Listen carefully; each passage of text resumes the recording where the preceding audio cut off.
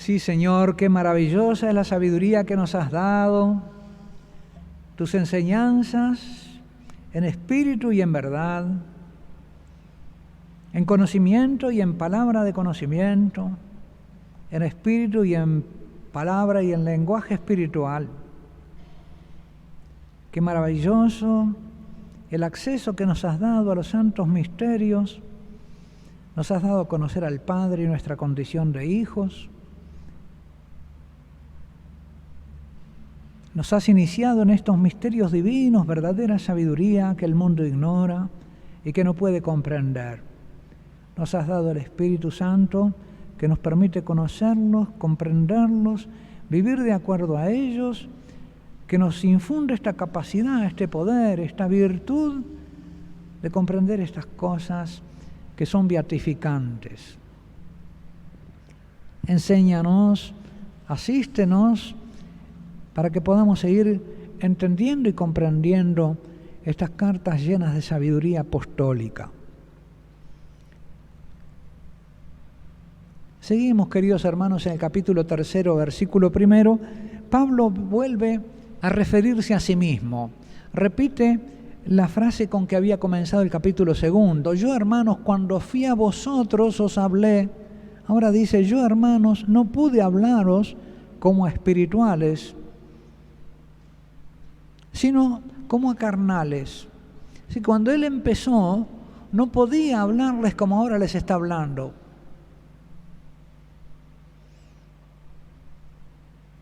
Ahora les puede hablar sabiduría entre perfectos, porque ya son hijos, ya se han convertido. Pero ¿qué pasaba cuando Pablo les habló por primera vez siendo carnales y no tenían el espíritu que les permitiera comprender?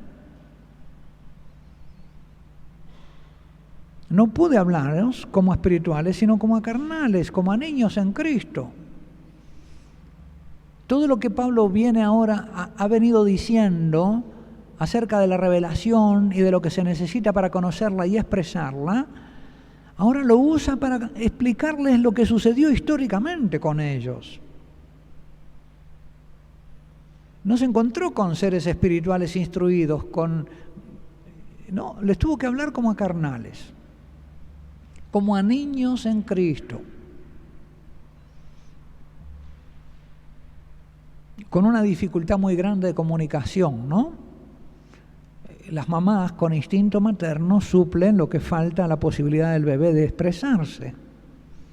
Y por eso dice Pablo a veces que él fue como una madre para los cristianos, para los creyentes al comienzo. Os di a beber leche y no alimento sólido, pues todavía no lo podíais soportar. Es decir, no podían acceder a esas verdades de la revelación que la carne no entiende, sino que solamente se pueden entender una vez que uno tiene el Espíritu.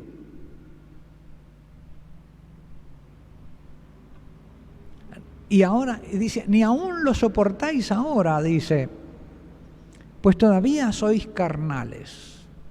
¿Y en qué se manifiesta que son carnales? En que tienen divisiones de partidos.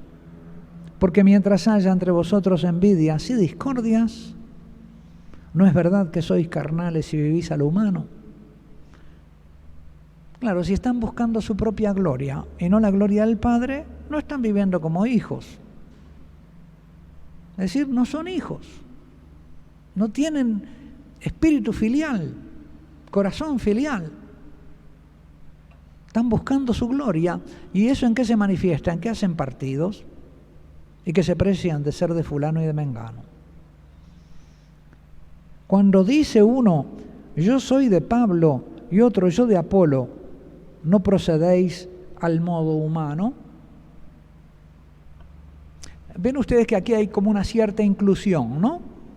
Después de este largo desarrollo, vuelve al motivo con que comenzó, que es la división de partidos de la comunidad.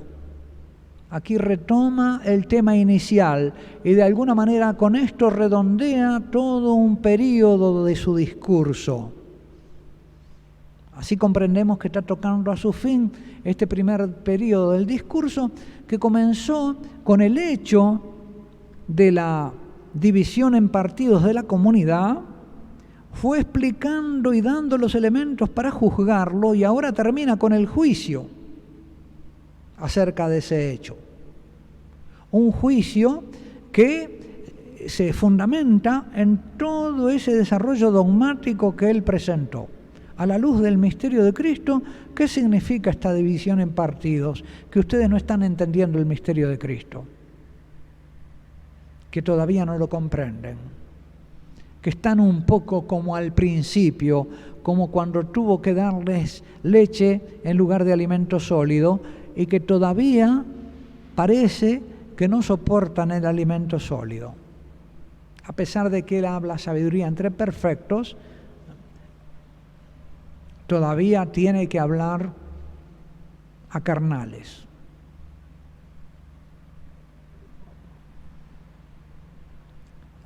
Y ahora va a desarrollar ese otro periodo del discurso que la Biblia de Jerusalén pone bajo el subtítulo La verdadera misión de los predicadores.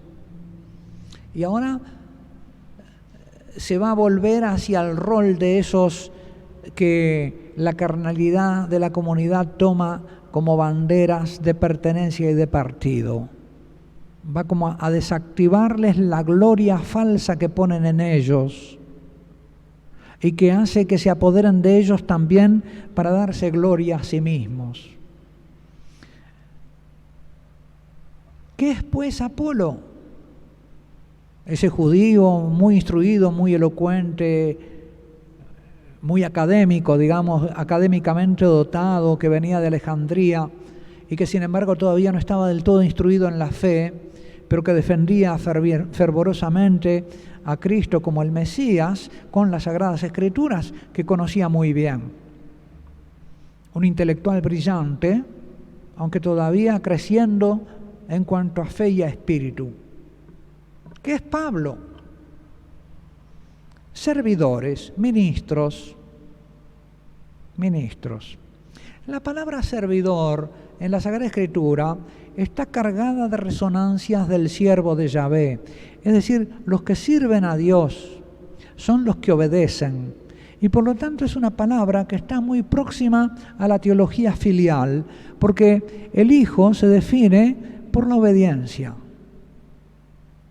No es el que dice Señor, Señor, Padre, Padre, sino el que hace la voluntad de mi Padre que está en el cielo. Ese es hijo, y ese es mi hermano, mi hermana, mi madre, dice Jesús. El parentesco se establece por la obediencia.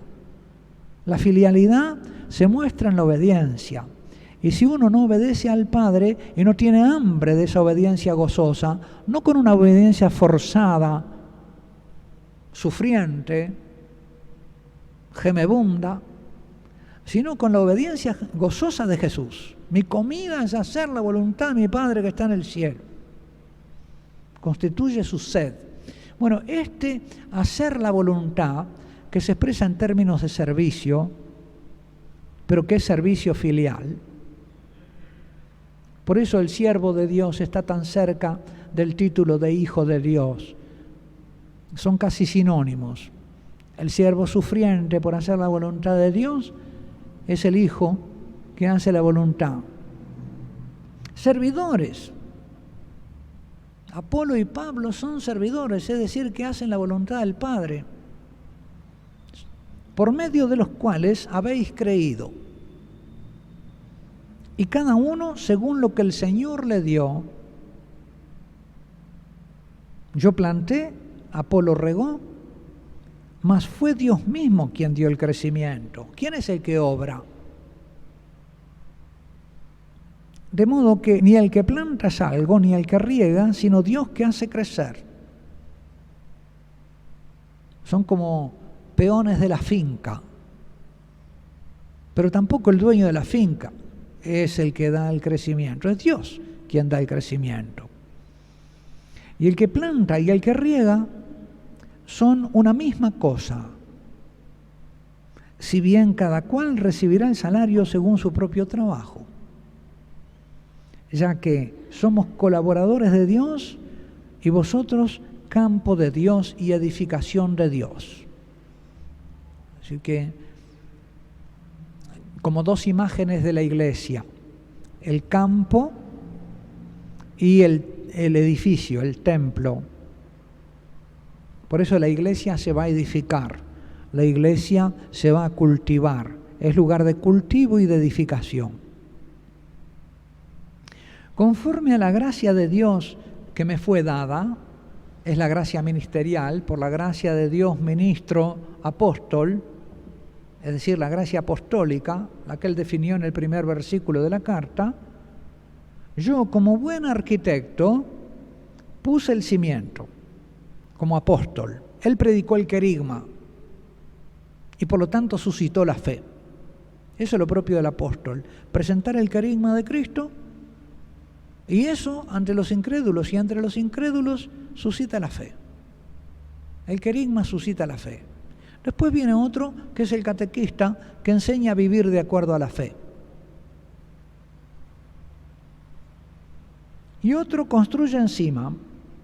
Mire cada cual cómo construye. Pues nadie puede poner otro cimiento que el ya puesto, Jesucristo. Y si uno construye sobre este cimiento con oro, plata, piedras preciosas, madera, heno o paja, la obra de cada cual quedará al descubierto y la manifestará el día que ha de manifestarse por el fuego del juicio, ¿no? Que quema la paja y deja el oro. Y la calidad de la obra de cada cual la probará el fuego. Es decir, que todo servidor, todo ministro, será juzgado por el Señor. Su obra será juzgada por otro. Pablo va a volver a hablar de él como ministro y dice: no me importa lo que diga el mundo de mí, no me importa lo que diga la comunidad, ni yo mismo me juzgo. De lo que se trata cuando uno es ministro es de ser hallado fiel. Y el que me juzga es mi Señor. Fiel es decir confiable. De un empleado uno, ¿qué quiere que sea? De un capataz. Que sea confiable. Que no se apodere de los bienes del otro. Y de esto se trata en Apolo y en Pablo, que son servidores, no dueños, que no pueden apoderarse de la gloria de Dios. Siervo inútil eres, lo que tenías que hacer hiciste. Si la obra de uno construida sobre el cimiento resiste, recibirá la recompensa. De modo que no son juzgados por la comunidad los ministros, son juzgados por el Señor de la comunidad. Y son juzgados por lo que su ministerio produce en la comunidad. Si edifica la comunidad, si hace en ella una obra perdurable, que perdure en la comunidad, que deje, ¿verdad?, la comunidad constituida, edificada, bien labrada, pero no será juzgado por la comunidad, será juzgado por el Señor. Eso lo va a decir más explícitamente Pablo un poco más adelante, cuando dice eso que acabé de resumir, ¿no? De un servidor lo que se busca es que sea confiable. ¿Y quién va a decir si yo soy confiable? ¿El mundo? ¿La iglesia? ¿Yo? No. El que me juzga es el Señor. Acá está hablando de la misma idea. Los apóstoles son servidores que serán juzgados por el Señor. Y ellos, en cambio, ya están apoderándose de la gloria de uno y glorificando a uno y glorificando a otro y haciendo los líderes de su facción. Pero aquel cuya obra quede abrasada sufrirá el daño. Él, no obstante, quedará a salvo, pero como quien pasa a través del fuego. ¿Será juzgado? Este fuego es el juicio, el fuego del juicio de Dios. ¿No sabéis? Estas preguntas que Pablo va a empezar a repetir ahora, ¿no sabéis? Se van a repetir a lo largo de la carta con una cierta ironía. Porque como los corintios, como buenos griegos, están buscando sabiduría y se glorían de lo que saben, Pablo continuamente los mortifica para su bien, haciéndoles caer en la cuenta de lo que no saben. ¿No sabéis que soy santuario?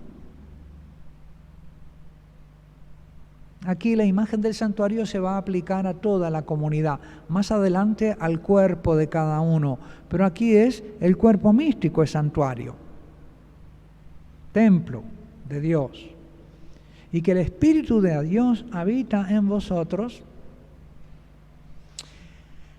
La ciudad de Corinto, como todas las ciudades griegas, no solo tenía la Acrópolis con una cantidad de templos hermosísimos, unos edificios, ¿verdad?, que eran lo más, lo demás eran casitas y chozas, pero lo más notorio de una ciudad, lo más impresionante eran sus templos.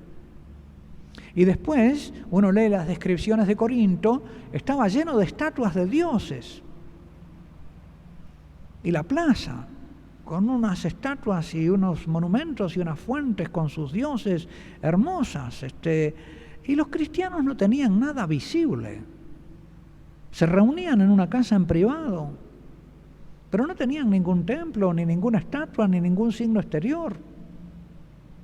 ¿Dónde está nuestro templo?, se podrían preguntar. La comunidad misma, dice Pablo, es el templo.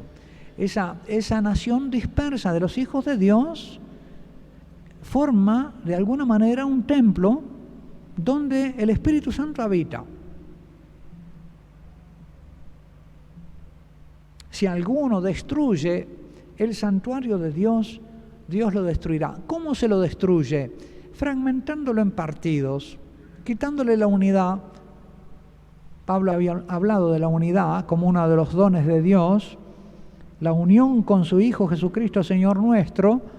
Les había puesto en guardia contra la división como algo que va contra la esencia de su ser iglesia, y ahora vuelve a hablar de la unidad del templo, de la unidad del santuario, que como edificio tiene que ser uno y que puede fragmentarse y destruirse por la división en partidos. Atentan contra la unidad de la iglesia esas divisiones en partidos que nacen del apetito de gloria de cada uno. Pero dice, si uno destruye la casa de Dios, Dios lo va a destruir a uno.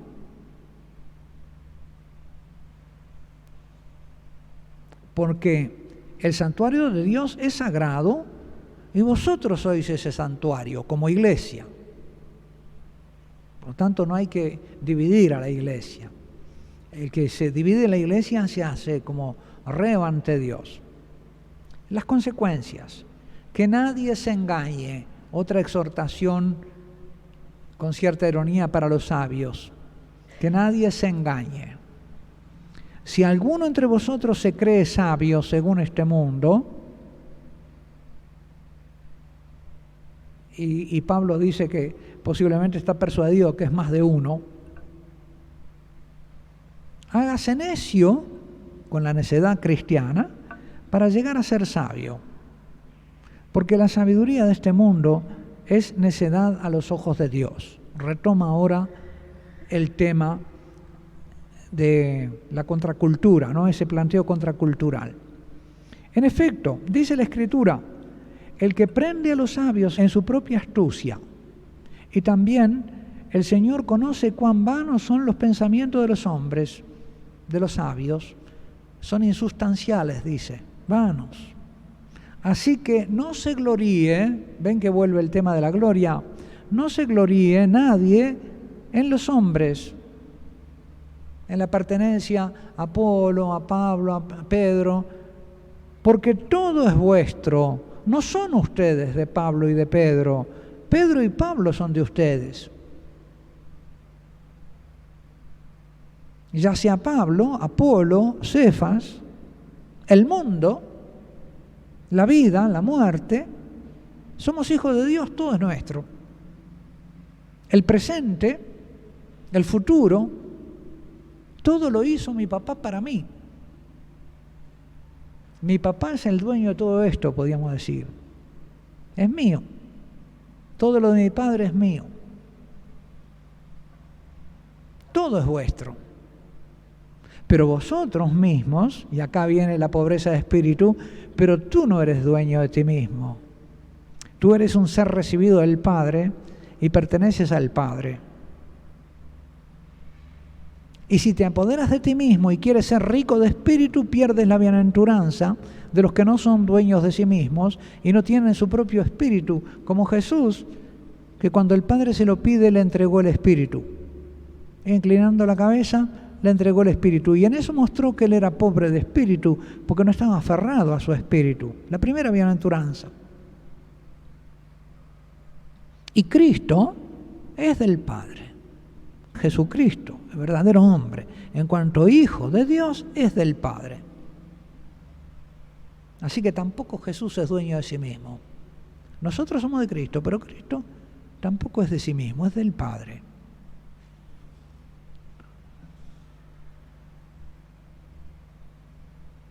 Por tanto, sigue el capítulo 4, versículo 1, por tanto, que nos tengan los hombres por servidores de Cristo. Retoma el comienzo del versículo 5, ¿no? ¿Qué es Pablo, qué es Apolo? Servidores.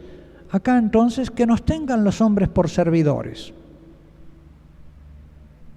y administradores de los misterios de Dios. Ahora bien, lo que se exige de los administradores es que sean confiables, fieles, dice ahí, pero fieles con el sentido de confiables, dignos de fe. Aunque a mí lo que menos me importa es ser juzgado por vosotros o por un tribunal humano. ¿Ven? Aquí el desinterés de Pablo por el juicio humano, por la gloria que le puede venir de la opinión, por la doxa, por la opinión de los demás. Ni siquiera me juzgo a mí mismo. Y esto es todavía más profundo, porque a veces uno, aunque se haya liberado de la opinión de los demás, sigue siendo esclavo de la opinión de sí mismo sobre sí mismo. Y es juez para sí mismo, y tiene una opinión acerca de sí mismo, y es por sí y ante sí juez propio, y a veces peor que otros, muy duro consigo mismo. Cierto, dice Pablo, que mi conciencia nada me reprocha. Él no tiene un juicio adverso acerca de sí mismo. Pero no por eso quedo justificado. Dice, mi opinión acerca de mí mismo no me justifica.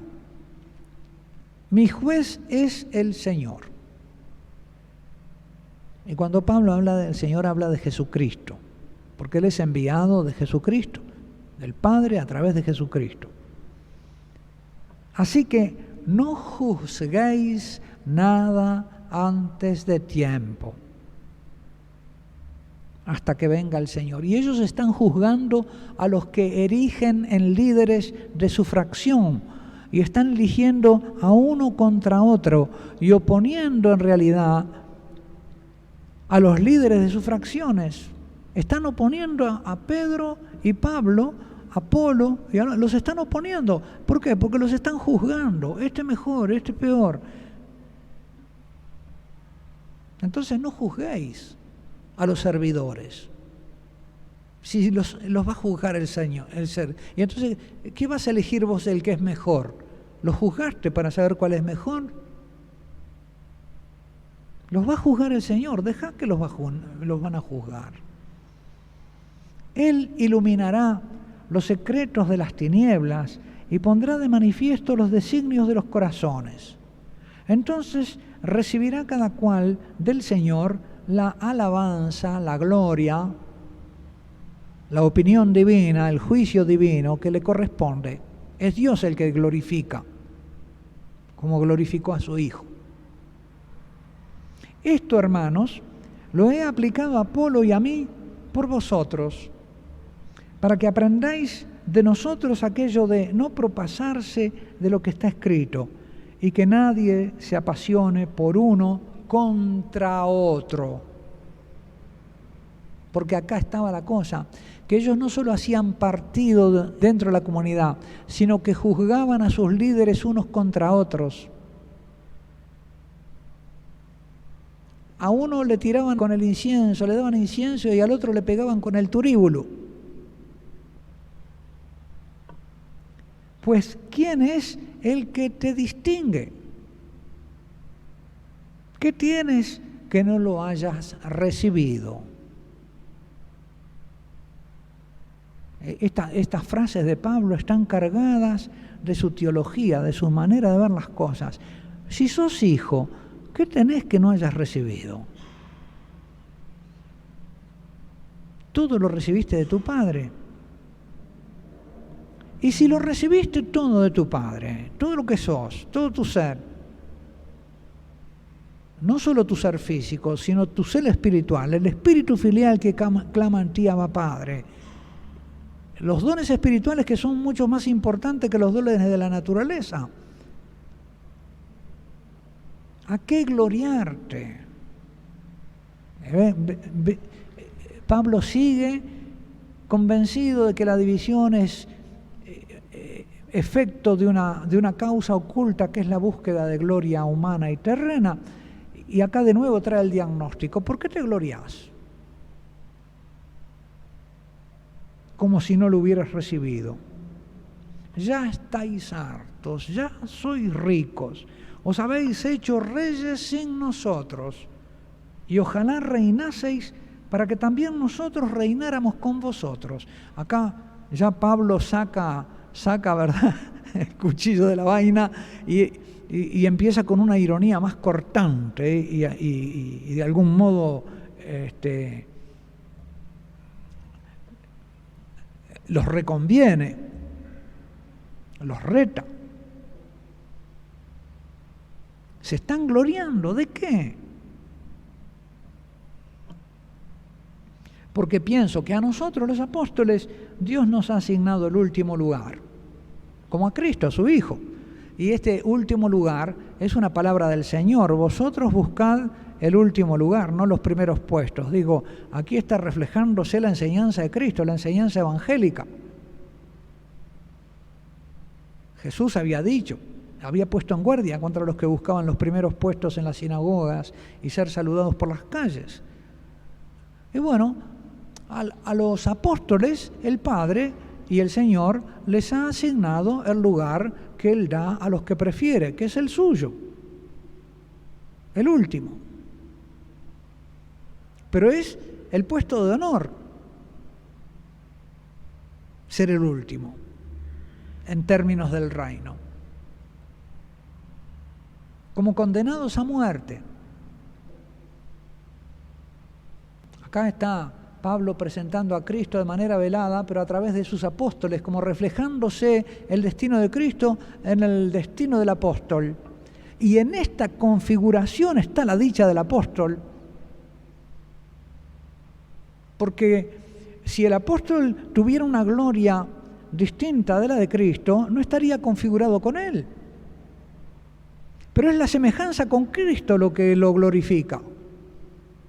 Y esa semejanza con Cristo pasa por estar en el último lugar en el mundo y hasta en la comunidad y en ser un condenado a muerte. Puestos a modo de espectáculo para el mundo, los ángeles y los hombres. Nosotros necios por seguir a Cristo y vosotros sabios en Cristo. Es decir, estando Él configurado con Cristo, sin embargo los otros no reconocen la gloria de la configuración y se creen sabios, pero manejan intelectualmente el misterio cristiano, pero después no lo saben reconocer en la realidad.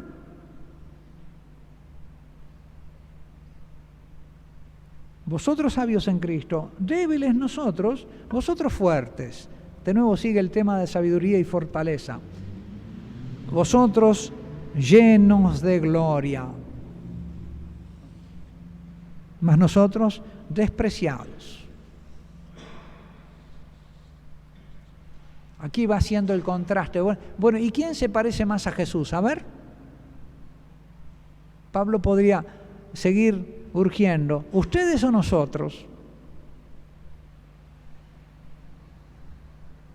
Hasta el presente pasamos hambre, sed, desnudez, somos abofeteados y andamos errantes, nos fatigamos trabajando con nuestras manos. Si nos insultan, bendecimos, si nos persiguen, lo soportamos, si nos difaman, respondemos con bondad. Hemos venido a ser hasta ahora como la basura del mundo y el desecho de todos. Este es un retrato de la configuración con Cristo del apóstol, ¿no? No os escribo estas cosas para avergonzaros, sino más bien para amonestaros. Esta es la paraclesis, ¿no? La paraclesis pasa muchas veces por el reto, la exhortación. Incluso la paraclesis es la consolación. La consolación que el Espíritu Santo obra es no solo, digamos, consolar al afligido, sino también corregir al que se equivoca, como Jesús a los de Emaús, hombres tardos y lentos de corazón para comprender. Los reta y después les enseña. Empezando por Moisés y los profetas, fue pasando por las Escrituras mostrando que el Mesías tenía que padecer. Es decir, que primero los reta por su dureza de corazón, porque ellos habían oído estas enseñanzas de Jesús y las habían olvidado. No sabían aplicarlas a la realidad. Tenían un conocimiento teórico. Y la comunidad de Corinto le pasa lo mismo. Tiene un conocimiento teórico del misterio cristiano, pero después en la práctica sigue viviendo de acuerdo a los principios de los partidos y de la división. Y cuando ven al apóstol configurado con Cristo, en vez de ver la configuración, lo desprecian.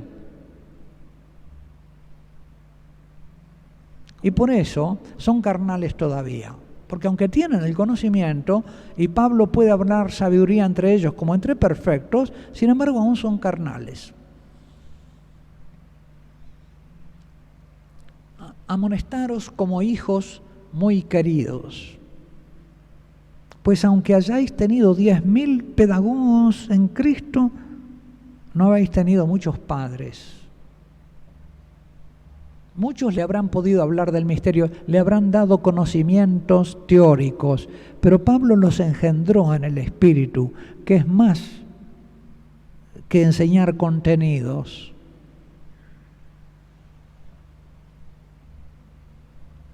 He sido yo quien por el Evangelio os engendré en Cristo Jesús. La generación por la palabra, por el oído, ¿verdad? Se predicó el Evangelio, ellos creyeron y se convirtieron en hijos por la fe. Es decir, que la predicación es como un acto de generación porque engendra hijos de Dios.